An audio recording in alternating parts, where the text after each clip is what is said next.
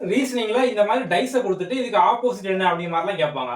இப்போ ஒரே ஒரு டைஸ குடுத்துட்டு 2க்கு ஆப்போசிட் என்ன அப்படி மாதிரி கேட்டிருக்காங்க. ஒரே ஒரு டைஸ குடுத்தாங்க அப்படின்னா இதுக்கு பேர் வந்து ஸ்டாண்டர்ட் டைஸ். இதுல என்ன ரூல் அப்படின்னா இந்த நம்பருக்கு ஆப்போசிட்ல என்ன இருக்கோ அதை நம்ம ஆட் பண்ணோம் அப்படின்னா 7 வரணும். இப்போ 2க்கு ஆப்போசிட்ல எதை கூட்டணும் அப்படின்னா 7 வரும். 2 பிளஸ் 5 அப்படிதானே?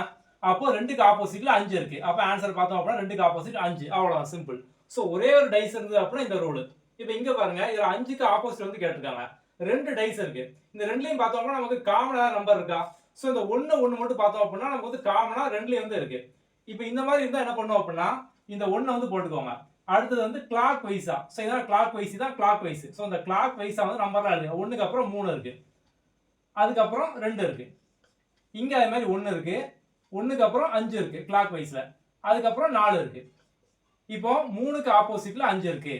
2க்கு ஆப்போசிட்ல 4 இருக்கு. அவ்வளவுதான் சிம்பிள். இப்போ 5க்கு ஆப்போசிட் கேட்டிருக்காங்க. சோ 3க்கு ஆப்போசிட் 5 அப்படின்னா 5க்கு ஆப்போசிட் 3. அப்ப 5க்கு ஆப்போசிட்ல 3 இருக்கு. அவ்வளவுதான் சிம்பிள்.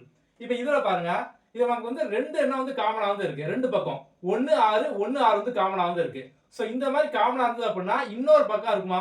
இது வந்து ஆப்போசிட்டா இருக்கும். இந்த 2ம் 3 ஆப்போசிட்டா இருக்கும். அதாவது 2 சைடு நமக்கு காமனா இருந்தது அப்படின்னா இன்னொன்னு தான் நமக்கு வந்து ஆப்போசிட்டா இருக்கும். அப்ப 2க்கு ஆப்போசிட்ல 3ன்னு அர்த்தம். அவ்வளவுதான் சிம்பிள்.